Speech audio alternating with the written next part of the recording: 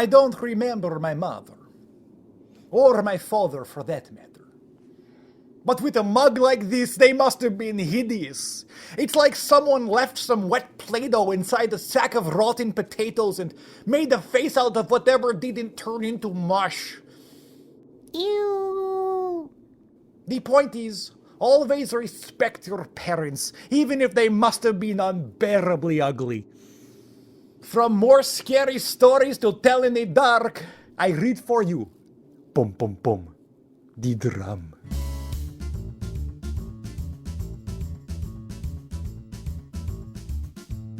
The drum. Once there were two sisters. Dolores was 7 and Sandra was 5. They lived in a small house in the country with their mother and their baby brother Arthur. Their father was a seaman and was away on a long voyage. One day, Dolores and Sandra were running across a field near their house when they met a gypsy girl playing a drum. Her family was camping in the field for a few days. As the girl played, a little mechanical man and woman came out of the drum and danced. Dolores and Sandra had never seen such a drum, and they begged the girl to give it to them. She looked at them and laughed. "I will give it to you," she said, "but only if you are really bad. Come back tomorrow and tell me how bad you were, and I will see." As soon as the two sisters got home, they started shouting, which was against the rules in their house. Then they wrote all over the walls with their crayons. At supper, they spilled their food. And when it was time for bed, they wouldn't go. They did everything they could think of to upset their mother. They were really bad. Early the next morning, they hurried off to find the gypsy girl. "We were really bad yesterday," they told her, "so please give us the drum." But when they told her what they had done, the gypsy girl laughed. "Oh, you must be much worse than that if I am to give you the drum," she said. As soon as Dolores and Sandra got home, they pulled up all the flowers in the garden. They let the pig out and chased it away. They tore their clothes. They sloshed in the mud.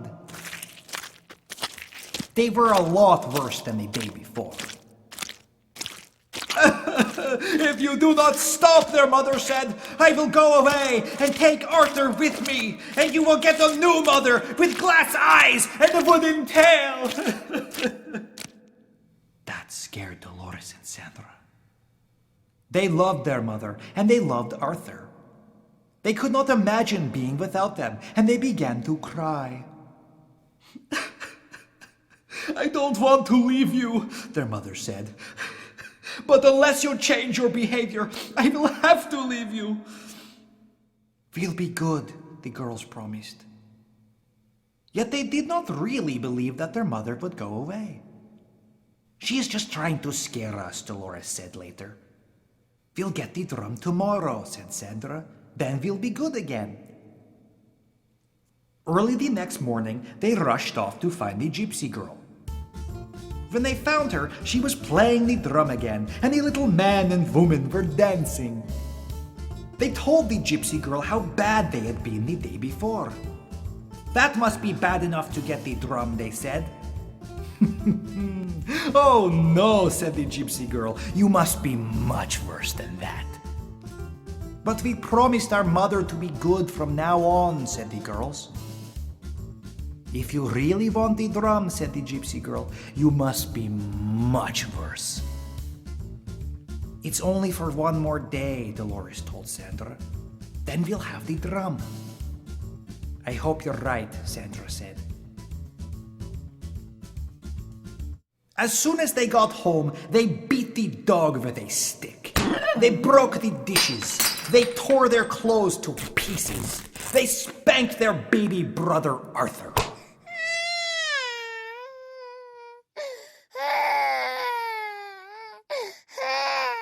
Their mother began to cry.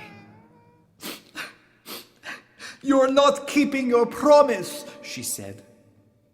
"We will be good," said Dolores. "We promise," said Sandra. "I can't wait much longer," said their mother. "Please, try."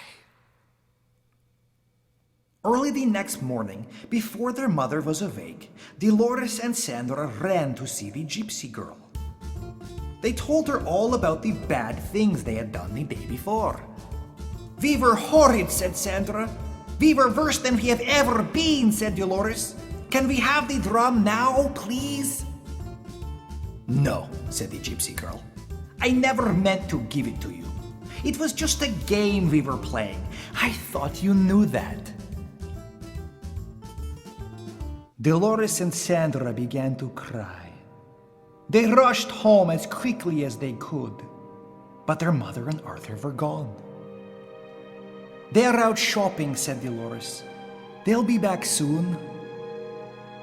But they were still not back when time for lunch came. Dolores and Sandra felt lonely and scared. They wandered through the fields the rest of the day. "Maybe they will be home when we get back," said Dolores. When they got home, they saw through the window that the lamps were lit and there was a fire in the fireplace.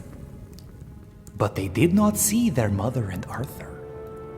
Instead, there was their new mother, her glass eyes glistening, her wooden tail thumping on the floor.